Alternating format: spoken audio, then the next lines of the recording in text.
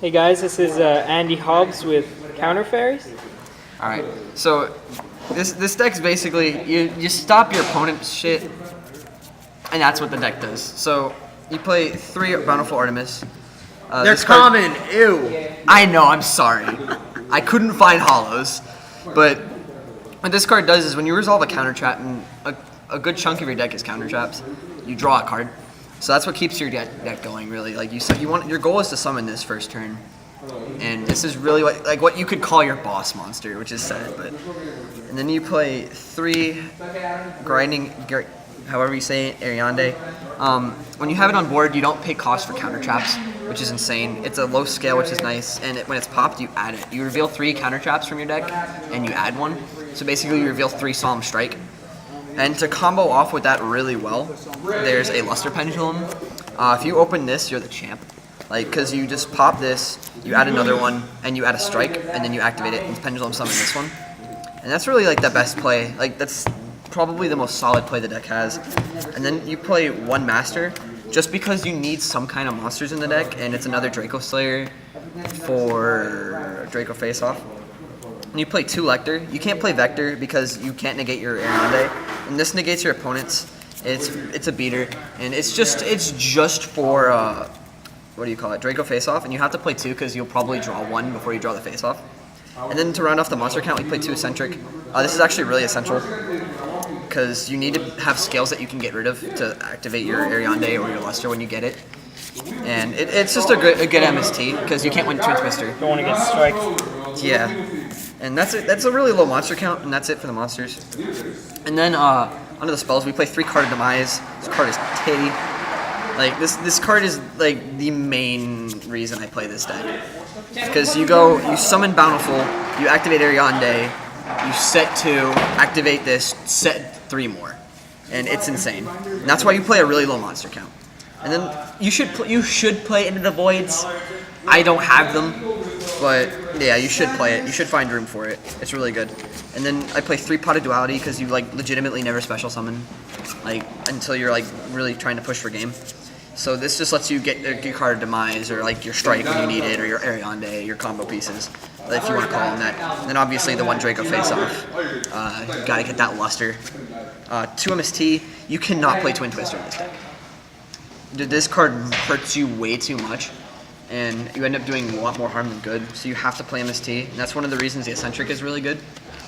And it's a high scale, which you want more. Regeki, established boards are a problem. You can also play Dark Hole if you want to. I didn't see enough of a reason. Soul Charge, this is a last minute tech. It's really good because you special your Ariadne's out of grave after you've XC'd, and you special summon your Artemis in defense, and they have more defense than attack, which is nice. And it's kind of just a last-ditch, I'm going to win the game card. And then the 1 Instant Fusion, it rarely comes up, but there are times where this card is really good and really key in making just big combo pieces. And that's it for the spells. You could also play an Upstart, too. That's not bad at all. And then onto the traps, the main part of the deck, 3 Solemn Strike. You have to play 3, because then you can't add it for sure off of Ariadne if you don't play 3. And then we play, obviously, 1 Solemn Warning. It's the best counter trap ever, besides Judgment, but that's banned. I play 2 Chaos Trapple. Most of the things in the format are light and dark, and so it's just really good. And you'd never pay life points for... any of your counter traps because of Ariadne. So the 2000 isn't even a problem, and it banishes the problem. So it's really good. And then Ultimate Providence. When you have Ariadne up, this card basically says Solemn Judgment for free. It negates any monster spell or trap effect. Normally you would have to reveal and discard one of the same types of, let's say you want to negate an Instant Fusion, you have to reveal a spell and discard it. But with Ariadne, the way it's ruled is that you don't have to discard anything. You don't even have to have a hand. So this card's insane. And then play 3 Drastic Drop-Off. When you have Artemis on board, it's your opponent doesn't get to draw for turn, and then you get to draw for their turn. So it's insane. 3 Storming. You want to protect Artemis as hard as possible. This is the best mirror force besides Drowning, but Drowning doesn't protect Artemis. Of course. So it's the best choice. You side it out against Monarchs, but that's your best matchup, so it's fine. And then to round things off, the 1 vanities because like we never special summon. That's it for the main. Onto the extra. The extra isn't very like. There's very few essential cards. Norden obviously for instant fusion. Dynastor 1 to 2. Just because like it's really good. You swing. Main phase 2, you send him to the extra deck, make this, and you pendulum summon him back next turn, and you protect your Ariadne. So that's nice. Ignister, obviously, self-explanatory. Magister, self-explanatory. Utopia and Utopia the Lightning, really just generically good card. But I also play the Ray. It's really good late game if you happen to make it. But it also, if you overlay Utopia, and then you do Ray, and then you do Lightning, you can actually detach for Utopia the Lightning twice. So it's just nice, especially when your extra deck isn't that essential, and you make Lightning more than anything, really. You sit on him after that? Yeah. It's come in clutch in many games. And then Castell, obvious. Direwolf, obvious. Giant Hand, because we can. Cowboy for last-minute games. Dweller against those, pretty much. Emerald is actually really funny with this deck. It's really nice to recycle your Artemises, but you can also special summon the Master to continue your plays, and I've done that for game. It's really funny. And then there's really any 2XCs that you choose. Honor Arc's good, Rebellion's good, just any 2 rank 4s. You can also, if you wanted to play a Starlight Road, you could play a Stardust, another Dynastor. Like the last 2 slots are really unessential, but this is what you need to play. These are really whatever you choose.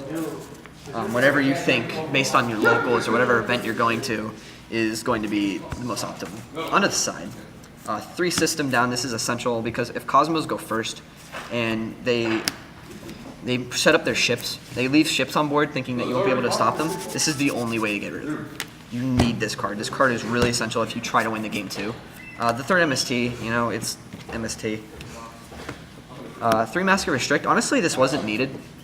Monarch is your best matchup, you don't really need this. It's helpful. If you have them, go ahead and side them. If you don't have them, don't worry about picking them up. It's not important. 2 Rivalry, bump this to 3. This card it's basically a better version of Mask of Restrict in my opinion, at this current part of the format. It stops, it hurts BA, it hurts so many meta decks right now, and it's just great. It doesn't affect you at all. The 3rd Chaos Trap Hole, it's great. I cited 1 Wiretap, just against, back row heavy decks.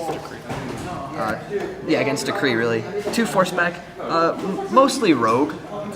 Like, Yosenju is a really tough matchup, so this is really good. What it does is, you negate their normal summon, and you flip it back to hand. So it gives you a turn against Yosenju, and just random, it's a locals build. I probably wouldn't side this at, Nationals, or, a large-scale event, but at locals this was really good. And then the final 2 cards, 2 Curse Seal, the Forbidden Spell. You don't have to discard a spell for this. So it basically says you can't activate Pantheism, you can't activate Stormforth, you can't activate Cosmo Town ever.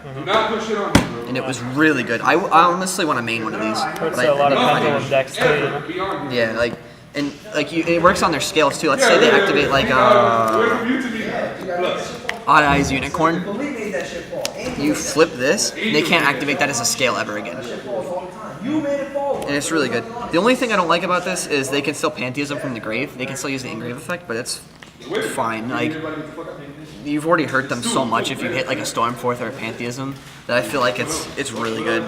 I honestly want to bump it to 3 if I could find the room. Alright. Thanks for the profile. What?